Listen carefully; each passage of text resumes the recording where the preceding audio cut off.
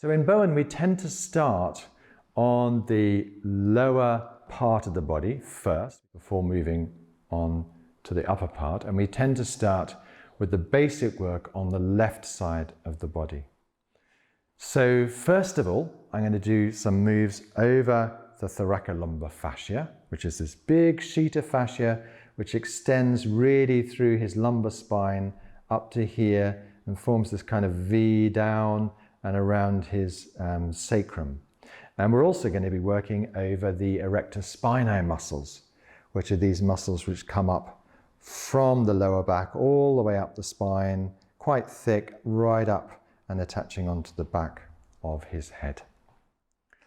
So the first moves we're going to do, and if you remember the principles of this, the first is to find the location, and we're starting on top of the muscle.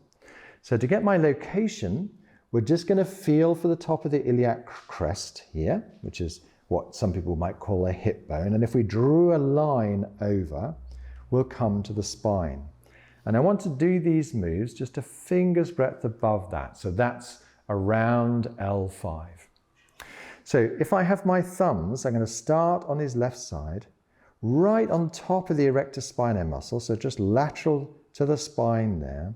The first thing I want to do is take some slack very gently. Now, I'll show you what happens if I do it fast. So if I was to do it fast, I'll get to there, and I can't go any further. I'm not sliding, but that's as far as I can get. If I do it a bit slower, you'll see how much more I can get. I'm keeping going, and I'm getting to the right onto the lateral edge of the muscle. Once I've got there, I'm going to turn my thumbs and I'm going to challenge that muscle towards the midline. You can see how it's responding. So I'm holding that challenge on for a good breath or two. He's breathing in deep into his tummy. And on the exhalation, I'm going to move from one side to the other, ending up almost at the spine and feeling the muscle roll under my thumbs. Then I can take the thumbs off.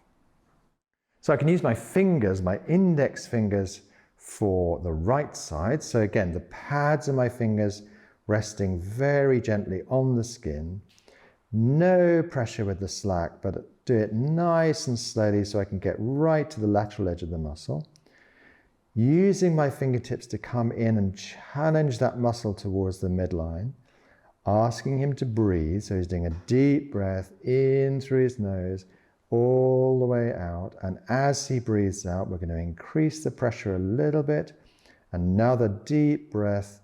And as he exhales on that full exhalation, we're going to move from one side to the other. And I feel the roll going.